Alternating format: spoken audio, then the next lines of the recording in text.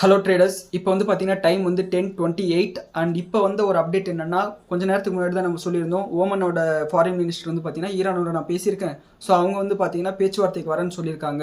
பேச்சுவார்த்தை மூலிமா இந்த பிரச்சனையை முடிச்சுக்கலாம்னு சொல்லியிருக்காங்கன்னு சொல்லிட்டு ஒரு அப்டேட் வந்திருந்தது.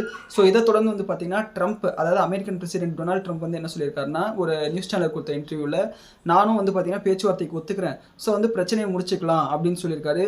ஸோ ஒரு வகையில் வந்து பார்த்தீங்கன்னா இது வந்து ஒரு பாசிட்டிவான விஷயம். அண்ட் கூடிய சீக்கிரமே ஒருவேளை நாளைக்கு கூட இவங்க 2 பேரும் வந்து பார்த்தீங்கன்னா பேச்சுவார்த்தையில் ஈடுபடுறதுக்கு வாய்ப்பு இருக்குது. ஸோ அப்படி ஈடுபட்டு ஒரு முடிவுக்கு வந்துட்டாங்கன்னா இந்த பிரச்சனை எல்லாம் முடிஞ்சிடும். அண்ட் என்னை பொறுத்தவரை இந்த பேச்சுவார்த்தை சக்ஸஸ்ஃபுல்லாக முடியறதுக்கு தான் வாய்ப்பு இருக்குது. காரணம் என்னன்னா, அமெரிக்காவோட ஒரு ஏர்கிராஃப்ட் கேரியர் வந்து பார்த்தீங்கன்னா அடி வாங்கியிருக்கு. ஸோ அங்கே வந்து பார்த்தீங்கன்னா சுப்ரீம் லீடர் வந்து கொல்லப்பட்டிருக்காரு. ஸோ இந்த பேச்சுவார்த்தை வந்து சக்ஸஸ்ஃபுல்லாக முடிஞ்சு ஒரு வகையில் வந்து அமைதி வந்துருச்சுன்னா அதுவே நமக்கு போதும். அண்ட் மார்க்கெட் பெர்ஸ்பெக்டிவ்ல இது ரொம்பவே பாசிட்டிவான விஷயம். நாளைக்கு மார்க்கெட் எப்படி ஓப்பன் ஆகும்ன்றதை அடுத்த நாளைக்கு காலையில் ப்ரீ மார்க்கெட் வீடியோவில் பார்ப்போம். Good night.